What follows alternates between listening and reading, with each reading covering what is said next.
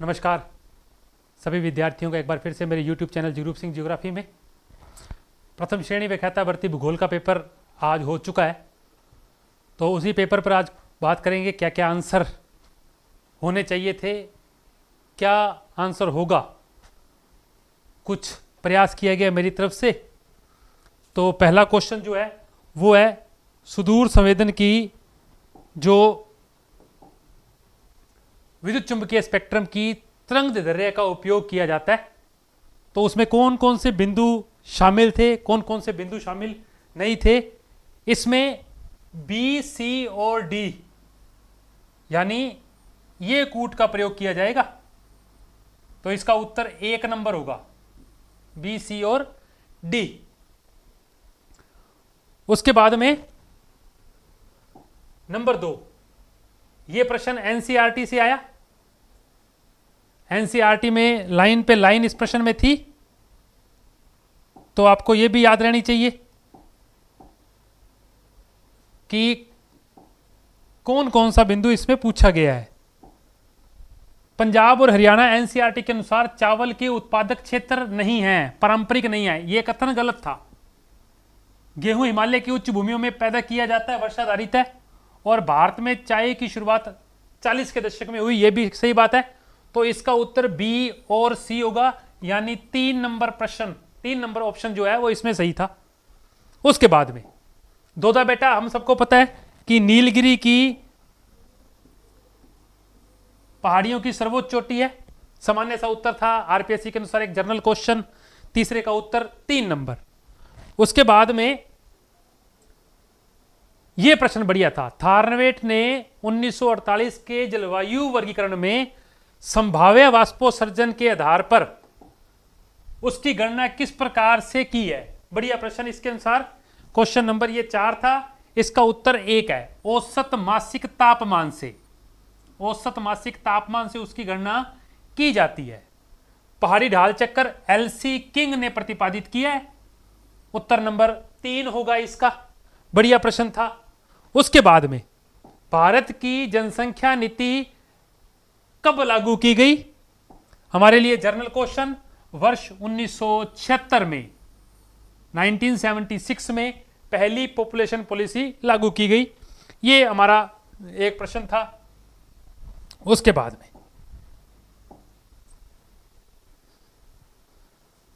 बढ़िया प्रश्न, भरतपुर व अलवर जिले का अधिकांश भाग किन समवर्षा रेखाओं पर आधारित है।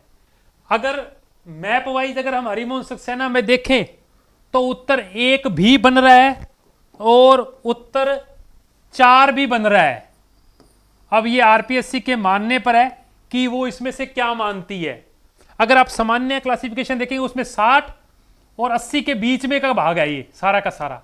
अब ये उनके मानने पर है कि ये क्या उत्तर माना जाता है। इसका उत्तर 1 व 4 दोनों में से 1 होगा। अगले में हमें सुमेलित करना था कि निम्न में से कौन सी खान किससे संबंधित है। जगपुरा भूकिया जो है वो सोने से संबंधित है। ये सारा क्वेश्चन था 8 नंबर। इसका उत्तर है 2, यानी अकवाली सुक्तुई सीसा जस्ता से है, फिर रामपुरा अकवाली सुक्तुई सोना से है,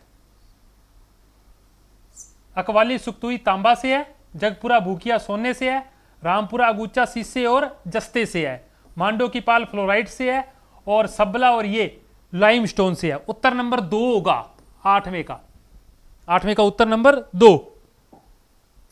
उसके बाद में एक कथन था कि पृथ्वी के भौगोलिक और इसके अंदर विसंगति पाई जाती है, और क्या ये विभिन्न काल की आग्नेय चट्टानों में चुंबकत्व की भिन्नता से है। इसमें ए व आर दोनों सही हैं और इसकी सही व्याख्या भी है, क्योंकि आप जब उसके कारण पढ़ेंगे उन कारणों में ये शामिल है।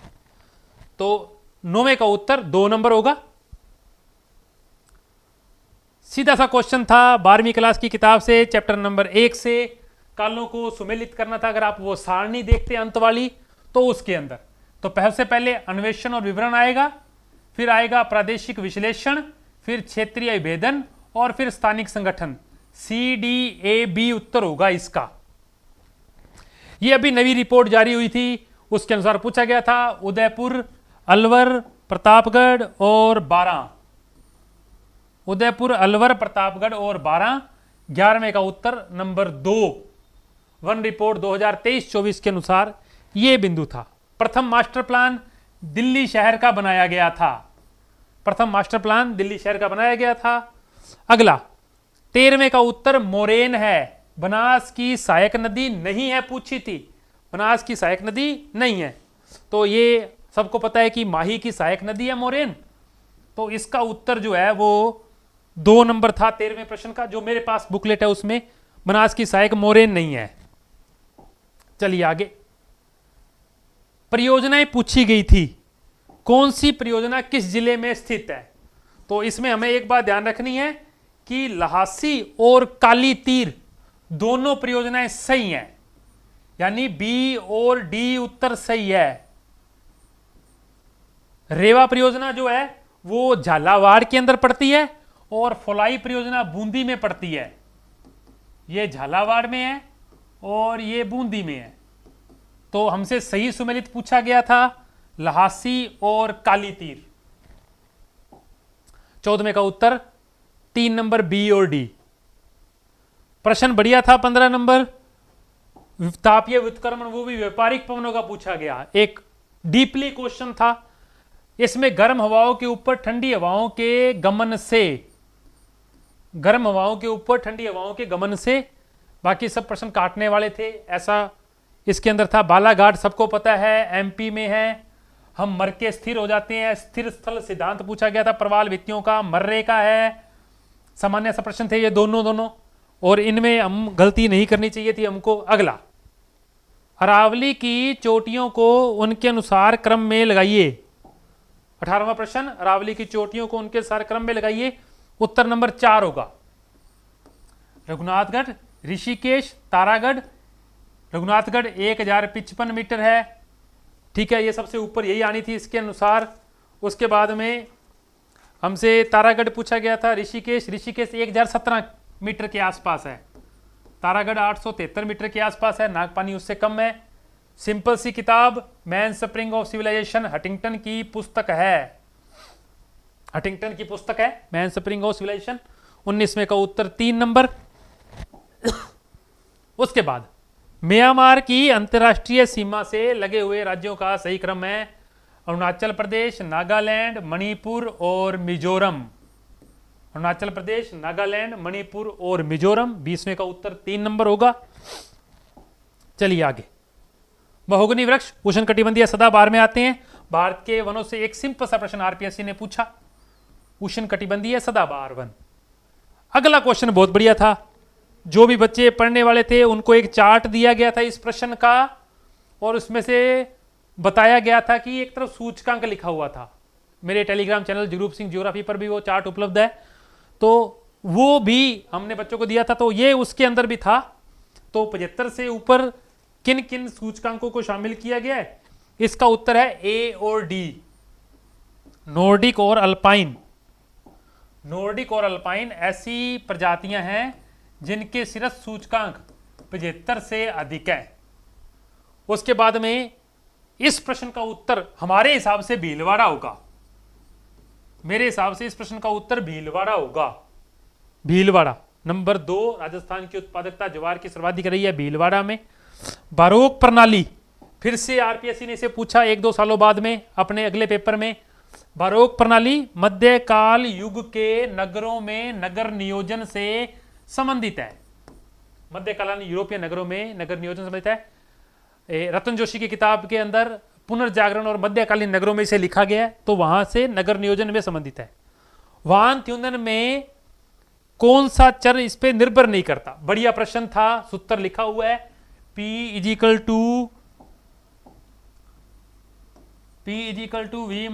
+ T। इसमें श्रम का कोई भी योगदान नहीं है। डी गलत था, ए, बी और सी शामिल थे। उत्तर नंबर 3 होगा, सॉरी 4 नंबर, डी वाला पढ़ लिया मैंने। उत्तर नंबर 3 होगा इसके अंदर, ए, बी और सी। श्रम इस पे निर्भर नहीं करता। उसके बाद में अगला, वान थ्यूनेन ढंग से प्रश्न पूछा गया, निश्चयवादी और मानकीय सिद्धांत है। 26वें का उत्तर 3 होगा। निश्चयवादी और मानकीय सिद्धांत है वान च्योनन का सिद्धांत। वीनर सर्कल अच्छा क्वेश्चन। बीसी जाट नहीं, एच.डी. मौर्य की किताब से प्रश्न आया हुआ था वीनर सर्कल। उसमें लिखा हुआ है प्रत्यक्षवाद का एक बिंदु है वीनर सर्कल। 1922 के आसपास दुनिया के चंद वैज्ञानिक इकट्ठे हुए और वीनर सर्कल पर एक जो लेटर है वो जारी किया गया। क्या बिंदु था? इसमें ज्ञान फ्री होना चाहिए, यह बात बिल्कुल सही थी। ज्ञान मुक्त, मूल्य मुक्त होना चाहिए। परिकल्पना का परीक्षण अनिवार्य रूप से होना चाहिए। तथ्य अनुभविक साक्ष्यों से समर्थित होते हैं। यह ज्ञान चीज इसमें गलत है। इसका उत्तर बी यानी 2 नंबर होगा। तथ्य है इससे संबंधित है, इसका उत्तर 2 नंबर होगा। बढ़िया प्रश्न था ये आरपीएससी के अनुसार। अगला प्रश्न, जनसंख्या में न्यूनतम और अधिकतम जनसंख्या घनत्व वाला न्यूनतम पहले पूछा गया था, तो अरुणाचल प्रदेश है न्यूनतम वाला और अधिकतम वाला बिहार है। अधिकतम वाला बिहार है। फिर एनसीईआरटी से लाइन पूछी गई, ज्वारीय रेंज कहा जाता है। ज्वारीय रेंज कहा जाता है, ज्वारीय रेंज। अगला फिर कहां तक लाना है? 2.1 पर लाना है। 2.1 पर लाना है TFR को। 30वें का उत्तर 1 नंबर। बढ़िया प्रश्न। अब किताबों में देखने पर यह लगता है कि 3 चीजें ये शामिल हैं, ये भी सही है, ये भी सही है, ये भी सही है। परंतु हरित क्रांति, बेरोजगारी का बिंदु किताबों में नहीं लिखा हुआ। ना ही अलका गौतम की किताब में इसको लिखा गया है कारणों में, ना ही जो माजिद हुसैन की किताब है उसमें लिखा हुआ है। अगर उस किताब के अनुसार चलें तो उसका उत्तर A, B और D होगा। परंतु आरपीएससी चारों भी मान सकती है, परंतु मैं किताब के अनुसार कह रहा हूं। उस किताबों के अंदर जो बिंदु लिखे हुए हैं उनमें यही उत्तर बन रहा है इसका। आग्नेय चट्टानों की विशेषता है रवेदार होती हैं। रवेदार होती हैं, परतें नहीं पाई जाती, जीवाश्म नहीं पाए जाते। ये सब चीजें इसके अंदर था। 32वां प्लेन टेबल सर्वे में त्रिपाद सैंड की लंबाई पूछी थी। 1.50 मीटर के आसपास होनी चाहिए लगभग। सिंपल सा क्वेश्चन। ये तो अगर आपने 12वीं की एनसीईआरटी की प्रायोगिक भूगोल की किताब पढ़ी है उसमें यह प्रश्न लिखा हुआ था। सीधा सा उत्तर था 2.83। 2.83 इसका आंसर है। चलिए अगला बिंदु, निम्नलिखित कथनों पर विचार कीजिए। पवनों से ये क्वेश्चन था। क्वेश्चन नंबर ये है 35 और इसमें पर्वतीय क्षेत्र के समय, दिन के समय पवनें ऊपर की ओर गमन करती हैं। सही बात है बिल्कुल।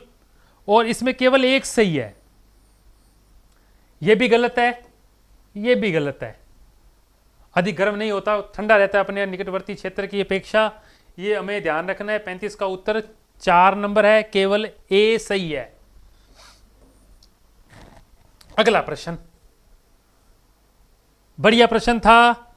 चारों राइटर पूछे गए थे एच.डी. मौर्य की किताब में, सारे के सारे लिखे हुए थे। बढ़िया प्रश्न था। एस.एम. अली ऐतिहासिक भूगोल से संबंधित हैं। R.N. दुबे किससे संबंधित हैं? R.N. दुबे आर्थिक वाणिज्य से। जॉर्ज कुरियन का संबंध भू आकृति विज्ञान से नहीं है। उत्तर नंबर 3 होगा इसमें। इन्होंने तो मेघालय का प्रादेशिक भूगोल लिखा है, तो भारत का भौगोलिक प्रादेशिकरण किया है, परंतु जॉर्ज कुरियन का संबंध भू आकृतिक विज्ञान से नहीं है। सुर्रा घाट एक दर्रा है मध्य अरावली में। हरिमोहन सक्सेना की किताब से बिल्कुल बिल्कुल प्रश्न लिखा हुआ था।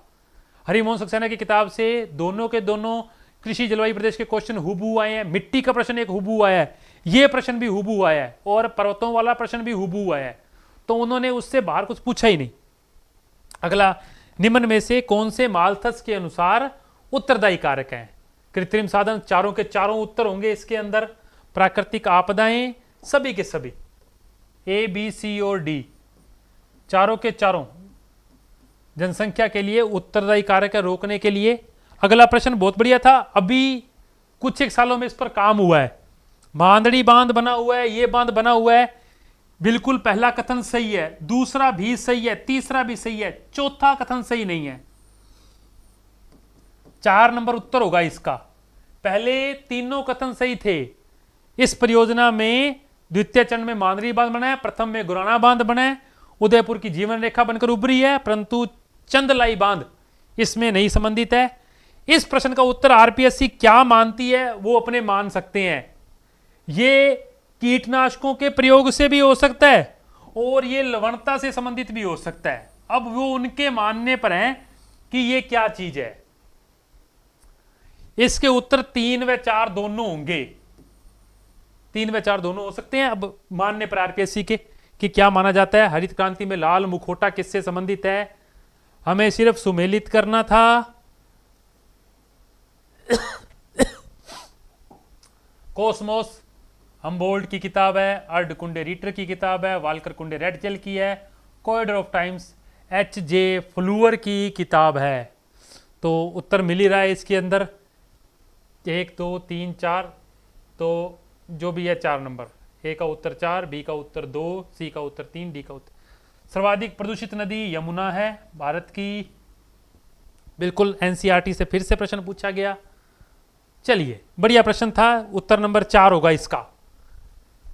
प्राट के अनुसार सर्वेक्षण में कायलाना और कल्याणपुर में 10 सेकंड सही था। वो कह रहा था 15 पॉइंट कुछ होगा और माना गया था 5 पॉइंट कुछ, तो इनमें अंतर 10 सेकंड से ज्यादा होगा। ये बात सही थी, सत्य पूछा गया था, 4 नंबर उत्तर होगा। सुमेलित करना था। अगला क्वेश्चन, ये बिंदु कन्वर्स नियम कन्वर्स का है और ये नियम रैली का है। पहला क्वेश्चन सही था, केवल एक उत्तर यानी 3 नंबर, केवल एक उत्तर होगा 44 का, 3 नंबर। अब ये लोग कहेंगे कि हमारे नोट्सों से पेपर आया, कुछ नहीं आया, पेपर सारा किताबों से आया है। जिसने किताबें पढ़ी अच्छे ढंग से उनसे ही पेपर आया है। कौन सा सुमेलित नहीं है, कौन सा पवन की आकृति निक्षेपित नहीं होती, इंसेलबर्ग अपर्दित सलाह करती है। किताब में पहले लिखा हुआ, इन्होंने बाद में लिखा है। अब अगला, एक सेक्टर आरेख में दाएं निचले कोने से ऊपरी बाएं कोने तक की रेखिक व्यवस्था को इंगित किया जाता है ऋणात्मक सहसंबंध से। नीचे से ऊपर की ओर जाएंगे तो ऋणात्मक सहसंबंध होगा। यहां तो इन्होंने अब की बार कमाल ही कर दिया, ना तो कोई क्षेत्र पूछा, ऊपर से अमेरिका के स्टेट पूछ लिए। तो पहला ही उत्तर था इसके अंदर वर्जीनिया, कनेक्टिकट और मिसिसिपी। 47 का उत्तर 1 होगा। नगर प्रभाव क्षेत्र में सीबीडी नहीं आता, उसके आसपास का एरिया आता है, तो सीबीडी इसका उत्तर नहीं था। सबको पता था ये परिभाषा अस्थिर पृथ्वी और क्रियाशील मानव के बीच संबंधों का अध्ययन है, कुमारी सैंपुल का।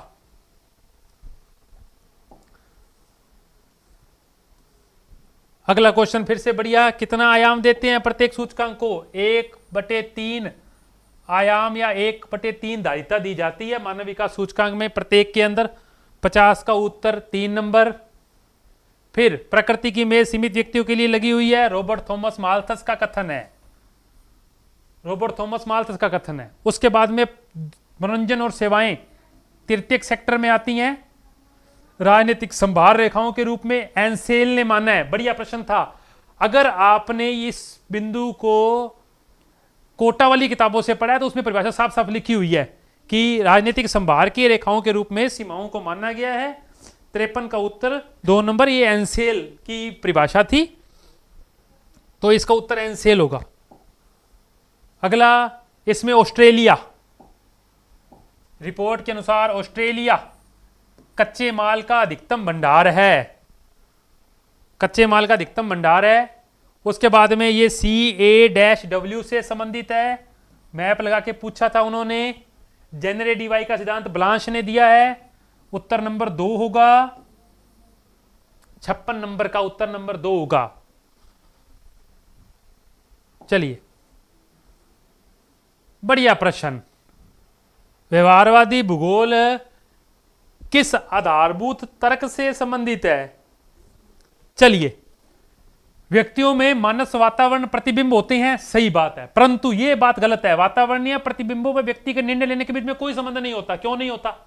वातावरण के अनुसार ही मानव निर्णय लेता है, तो यह कथन तो बिल्कुल गलत है। इन्होंने आधारभूत तर्क पूछे थे तो यह गलत है, ये सभी सही है। इसमें ए और बी जो है वो सही है। उसके बाद में प्रादेशिक व्यापार समूहों में इसको हमने सुमेलित करना था, ठीक है। तो लाइया पेरू, नाफ्टा संयुक्त राज्य America, CIS Azerbaijan, ASEAN Brunei मिला लेना, A2 B1 C3। हेलोक्लाइन लवणता से संबंधित है, हेलोक्लाइन लवणता से संबंधित है। अगला क्वेश्चन एनसीईआरटी की लाइन से लाइन पूछी गई है इसमें प्रश्न में भी।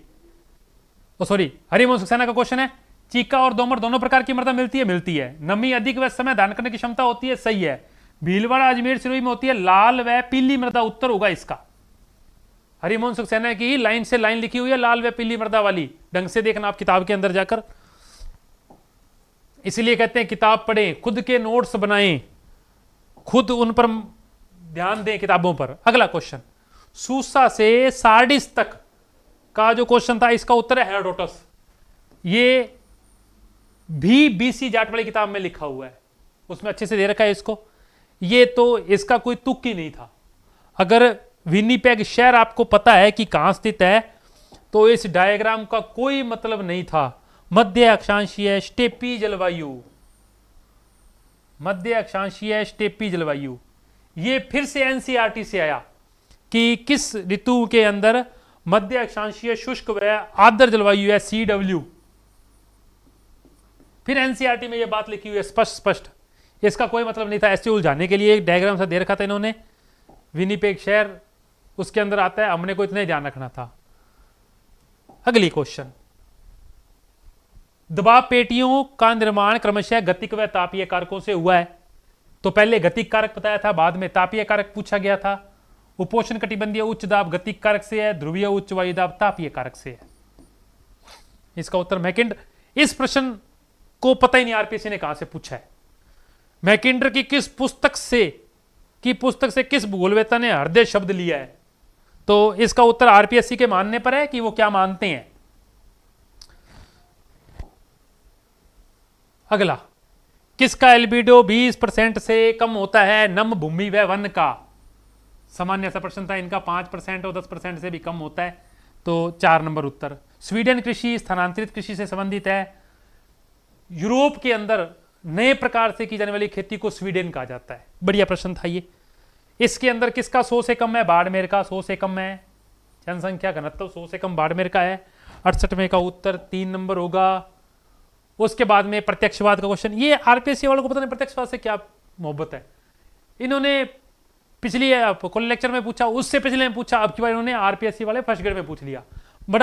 बहुत बार ये क्वेश्चन आया है। 69 नंबर क्वेश्चन था ये पेपर के अंदर। इसका उत्तर चारों ही सही है। अनुभववाद भी कहते हैं, आदर्शवाद का विरोधी है, अगस्त कामने ने की है, अधिनायकवाद का विरोध करते हैं उच्च कोटि से। प्रत्यक्षवादी जो है वो अधिनायकवाद का विरोध करते हैं। A, B, C और D चारों सही थे।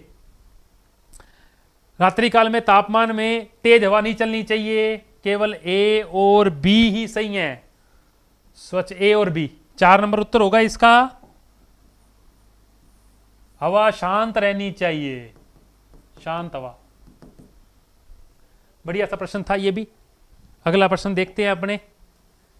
चलिए, निम्न में से कौन सा सिद्धांत या मॉडल भौतिक सीमांत व जटिल प्रतिक्रियाओं से संबंधित है? इसमें खंडकालिक अपर्दन सिद्धांत अत्यधिक जटिल प्रक्रिया में चलता है, तो इसका उत्तर 2 होगा। बड़ा बढ़िया प्रश्न। तकनीकी मिशन की आप अगर बुकलेट देखेंगे ना, उसमें 2 नंबर बिंदु में ये नाम लाइन से लिखे हुए हैं, सिर्फ बुकलेट पर। आप उसका पहला पेज खोल के देखेंगे ना, बुकलेट में उसके ऊपर ही लिखे हुए हैं सारे। इसमें ये ना, ये नहीं है कि इन्फोटेक, बाकी तीनों हैं, A, B और D। तकनीकी मिशन की बुकलेट है, उस बुकलेट के अंदर ये तीनों बिंदु लिखे हुए हैं। पहले पेज पर था ये, इन्होंने यहीं से पूछ लिया इसको। अगला, मकान व सड़कें मिट्टी के उपयोग में अनुत्पादक हैं, ब्रूंश की परिभाषा है। जीन ब्रूंश की परिभाषा है, याद रखना भाई। ये तो क्रम में पूछे थे आपसे। 74 नंबर का उत्तर 3 नंबर होगा। फोए सागर, मांडल तालाब, फतेह सागर, गैब सागर डूंगरपुर में है, अजमेर में है, भीलवाड़ा में है और उदयपुर में है। चारों क्रम में लगाने थे। बढ़िया प्रश्न। ये ना एक पहले भी बीच में ये इसका मुद्दा उठा था कि इस एटलस का निर्माण किसने किया। इसका उत्तर होगा इसरो। इसका निर्माण इसरो ने किया है। अगर आप सर्च मारेंगे तो इसरो दिखेगा आपको, इसरो ने इस बुकलेट को प्रकाशित किया है।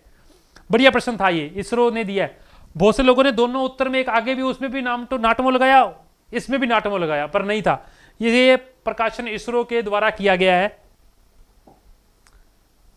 उसके बाद में तीनों व्यक्ति संबंधित हैं भाई एक रूपतावाद से, ए बी और सी। किसका अधिकांशतः भौतिक भूगोल से है? स्ट्रेबो ने बड़ा काम किया है। ब्रटलैंड रिपोर्ट 1987 में प्रकाशित की गई है। बढ़िया प्रश्न था ये, बहुत बार आया भी है, फिर भी पूछ लिया इन्होंने। कई क्वेश्चन तो रिपीटेशन में थे पुराने पेपरों से। फिर एनसीईआरटी की लाइन से लाइन पूछी गई, निम्न में से कौन से बादल जो हैं वो ऊष्मा के ह्रास और उसके मिलने से बनते हैं? स्तरी मेघ। अगर आप 11वीं की एनसीईआरटी में चैप्टर में लाइन देखेंगे तो लाइन लिखी हुई है ये की ये, इसलिए कह रहे थे एनसीईआरटी पढ़िए पढ़िए पढ़िए। अगर आपने एनसीईआरटी ढंग से पढ़ी होती तो बहुत सारे प्रश्न हल हो जाते। चलिए, आग्नेय चट्टानें प्राथमिक होती है, रवेदार होती है। पीछे भी विशेषता पूछी गई थी या फिर से लिखी गई थी। लोहे अवसादी चट्टान है परंतु रवेदार नहीं होती है, तो इसका उत्तर केवल और केवल क्या सही है? सॉरी, संगमरमर एक कायांतरी चट्टान है, यह भी सही है। ए और सी, ए और सी। 81 में सुमेलित नहीं है। इराक का ये कातिफ जो है यूएई में आता है, यूएई में आता है कातिफ। प्राथमिक ढाल ही है वी आकार की घाटी का ढाल, प्राथमिक ढाल में आता है। वी आकार की घाटी का खड़ा ढाल प्राथमिक ढाल में आता है। वेंटवर्थ मापक तलछट के कणों के आकार से संबंधित है भाई। ग्रेन साइज ऑफ सेडिमेंट्स, तलछट के कणों के आकार से। बंजारी व लक्ष्मी अब्रक की खाने हैं, बंजारी व लक्ष्मी अब्रक की खाने हैं, तलछट के कणों के आकार से सम्मिलित है। भ्रंशों को सुमेलित कीजिए भाई, ठीक है। ये क्वेश्चन था 85 नंबर कि किसका उत्तर क्या बनाना था। ए का उत्तर एक पात, फिर बी का उत्तर 2 जो कोण बनेगा, ठीक है, फिर उन्नमन, और फिर पार्श्वक्षेप नति बनने वाला कोण होता है सी नति होगा। तो फिर पात, ये बता देंगे क्या उसका उत्तर है। डोल्ड्रम बेल्ट, मैंने लगता है इसको हल ही नहीं किया पेपर क्वेश्चन को। डोल्ड्रम बेल्ट ठंडे प्रदेशों में स्थित है? नहीं, गलत है। उच्च तापमान व न्यून वायु दाब, सही है बिल्कुल। वायु शांत रहती है, सही है बिल्कुल। बी और सी सही है इसके अंदर। ऑफशोरिंग आंकड़ों के प्रसंस्करण से संबंधित है। फिर एनसीईआरटी में लाइन से लाइन प्रश्न पूछा गया। मानव भूगोल का उपागम नहीं है। मानचित्र प्रक्षेपण मानव भूगोल का उपागम नहीं है।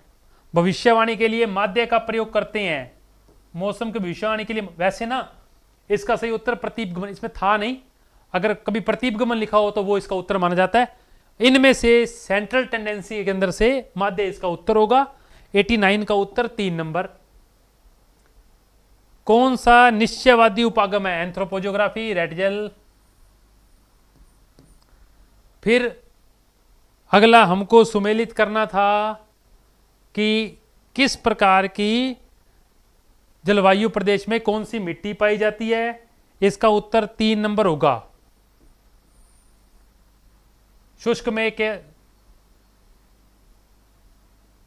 में रेतीली, फिर सिंचित में जलोढ़, उप आर्द्र में भूरी, आर्द्र दक्षिणी मैदान के अंदर गहरी काली, और इसके अंदर काली। उसके बाद के अंदर कई लोगों को नोट दिए गए थे इसके भी, क्या क्या बनेगा। जेरोफाइट के अंदर बी होगा, मेगाथर्म के अंदर ए होगा, मेसोथर्म के अंदर सी होगा, माइक्रोथर्म के अंदर डी होगा। मिला लेना भी, ए का 3, बी का 1, सी का 4, डी का 2। क्रम पूछा गया था धाराओं का, सबसे पहले दक्षिणी भूमध्य रेखीय धारा, फिर ब्राजील धारा, फिर पश्चिमी वायु प्रवाह और फिर बेंगुएला।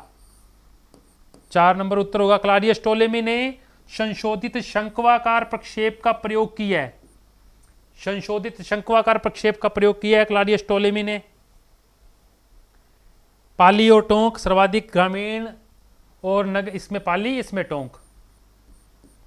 सामान्य सा क्वेश्चन था, ये भी जनसंख्या से उन्होंने, बढ़िया प्रश्न।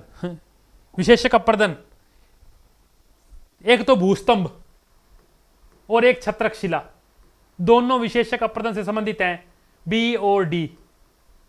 इसमें तो सबको पता ही है, पता नहीं कितनी बार आरपीएससी ने इसको फर्स्ट ग्रेड में पूछ लिया, को लेक्चर में पूछ लिया। जेड बराबर 3m-2x बार, एक फरलांग 7920 को 2 बार गुणा करते 15840 उत्तर आता। 98 का उत्तर 1। इसमें छत्रकशिला और भूस्तंभ डेमोसोइल्स, इसके अंदर ये प्रश्न पढ़ा ही था सामने। उसके बाद में पुस्तक और लेखक संबंधित नहीं है। अब देखो द कॉरिडोर ऑफ टाइम पीछे भी लिख के गए हैं, फ्लेयर की किताब है, ईसा बोमेन। इसमें उत्तर number 2, development in political geography, A Burnett की किताब नहीं है। प्रवास एक प्रवास, अभी नहीं, इसको मैंने देख लिया।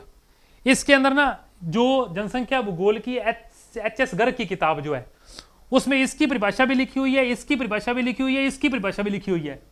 उनसे ये परिभाषा सुमेलित नहीं कर रही। अब बचता उस किताब के हिसाब से ये ए.वी. पेरपिल्लो, उसमें क्योंकि ये परिभाषा है नहीं ना, तो इन तीनों की है, तो एक आदमी ये उसमें बच नहीं रहा, मतलब यही बच रहा है कि जिसकी हो सकती है। तो मुझे लगता है इसका उत्तर ये होना चाहिए, बाकी आरपीएससी के मानने पर है ये। परंतु एच.एस. गर्ग की किताब में क्लार्क की, बर्केले की और डोनाल्ड की परिभाषा लिखी हुई है, उनसे ये संबंधित नहीं है। उसके बाद में द्वीप पूछे गए थे, मिलाने थे। फिजी द्वीप प्रशांत महासागर में है, गलत था ये। बाकी तीनों के तीनों सही थे, बी, सी और डी।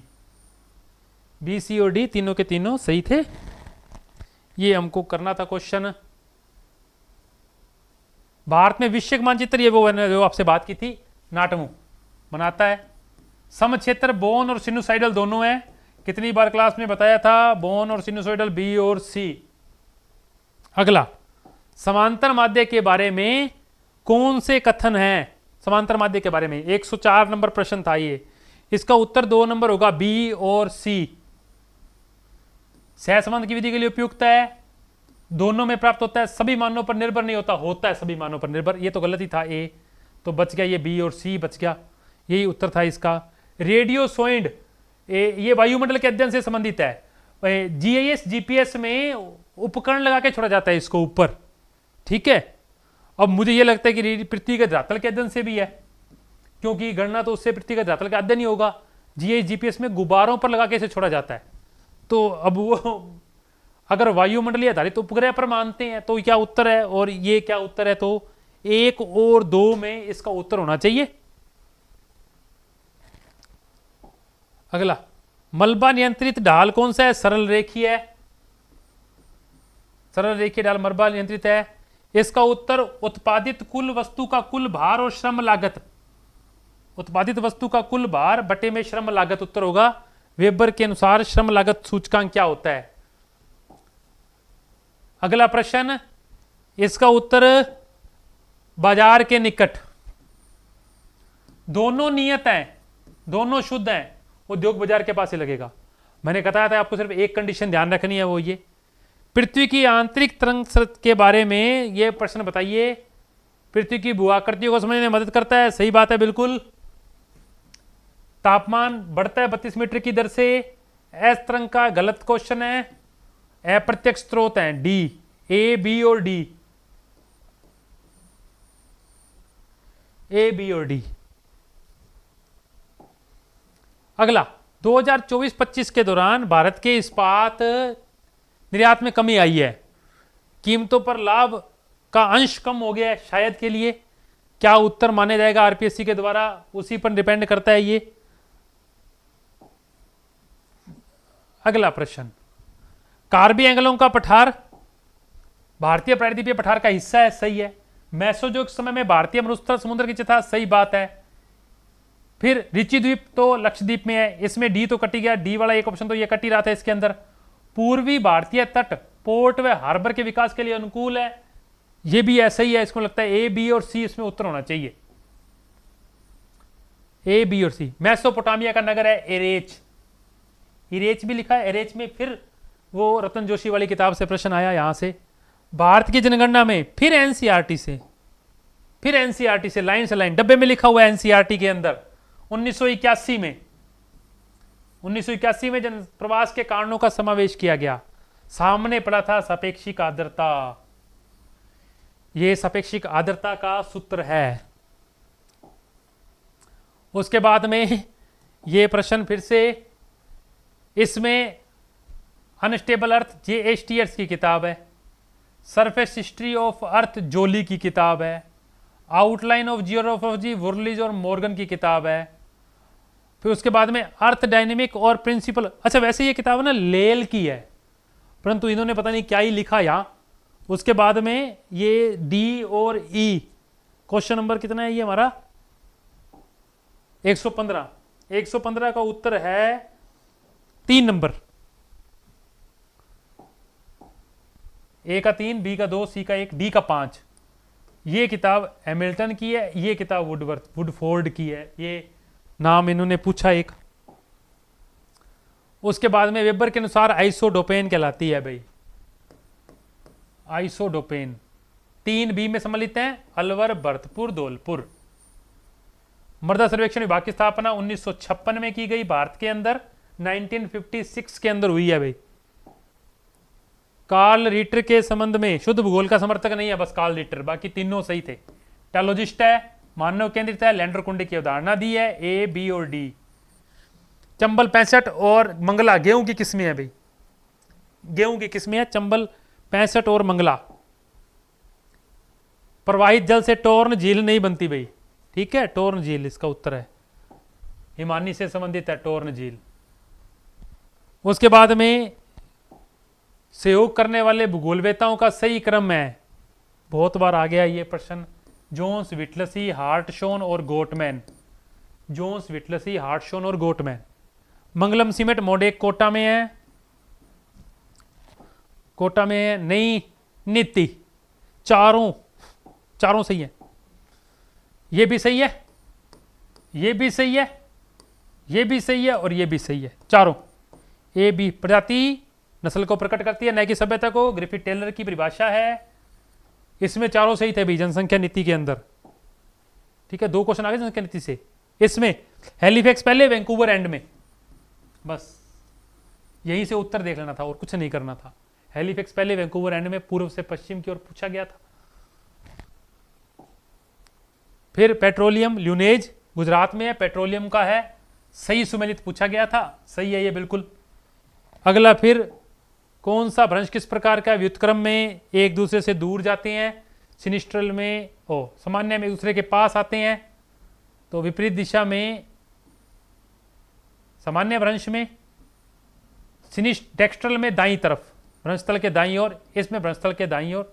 उत्तर जो बन रहा था ए का 2, डी का 4, ये उत्तर था इसके अंदर। शराब और वाइन का हृदय भूमध्य सागरीय को कहते हैं भाई, भूमध्य सागरीय कृषि को कहा जाता है। नीतिवाद, रुको और जाओ, ग्रिफिथ टेलर ने दिया है, सामान्य सा प्रश्न फिर से आया हमसे। उसके बाद में गोवा और केरल, गोवा की 4 पॉइंट, केरल की 8 पॉइंट के आसपास कुछ है, तो 10% से कम वाले पूछे गए थे। सर्दियों में बाढ़ तमिलनाडु में आती है, ये प्रश्न का उत्तर मेरे हिसाब से हुवर होना चाहिए, उसी ने उसके अलावा एक त्रिभुज का प्रयोग किया। और फिर उसके बाद में व्याख्या भी सही है और कारण भी सही है। उत्पत्ति के संबंध में तापीय विभेदन की कल्पना हेली ने दी है और भारतीय उत्पत्ति के लिए व्याख्या करती भी है वो। हेलेनिक प्लेट, बढ़िया प्रश्न था, किसको पता है ये प्रश्न, ये हेलेनिक होता क्या है? यूनानी सभ्यता की संस्कृति को बोलते हैं हेलेनिक। आप जब भी थॉट शुरू करेंगे तो उसमें यूनानी काल के जो विद्वान आते हैं, फिर रोमन यूनानी सभ्यता को हेलेनिक कल्चर कहा जाता है। मध्य सागर के आसपास के क्षेत्र से संबंधित है ये प्लेट, मध्य सागर के आसपास के क्षेत्र से संबंधित है ये प्लेट। पी सेन गुप्ता ने 7 बताए हैं। किसे विचारधारा को भूदृश्य का जीवन चक्र कहा जाता है भाई? भूदृश्य का जीवन चरित्र मानता है। पता नहीं आरपीएससी अब इसका क्या उत्तर मानेगी भाई। भूदृश्य का जीवन चरित्र, ठीक है। विलास व कोठारी चंबल की सहायक नदियां हैं भाई, चंबल की सहायक नदियां हैं। मरुस्थलीय प्रदेश था, इसका उत्तर मेरे को लगता है कैम्ब्रियन व ऑर्डोविशियन काल वाला होना चाहिए। 2 भूगोल की वृद्धि बढ़िया प्रश्न था। किसी ने अगर फेनमैन का वो डायग्राम नहीं देखा ना, एक गोला सा बना होता है, उसके ऊपर बने होते हैं 4-5, उसमें फिजिक्स नहीं है। ये बढ़िया क्वेश्चन था। भूगोल की वृद्धि फेनमैन से के निम्नलिखित में कौन सा संबंधित नहीं है? भौतिकी, फिजिक्स नहीं आता उसके अंदर, बाकी सब आते हैं। आप वो डायग्राम देखना, एक बना हुआ है ऐसे करके फेनमैन का, उसमें कुछ सब्जेक्ट हैं और संबंध हैं, उससे क्वेश्चन आया था। ये हमारा भूगोल का एक दायरा सा था जो मैंने कोशिश की कुछ समझाने की, कुछ उत्तर मानने की। ये हमसे संबंधित है। बाकी मिलते हैं अगली क्लास में, तब तक के लिए धन्यवाद।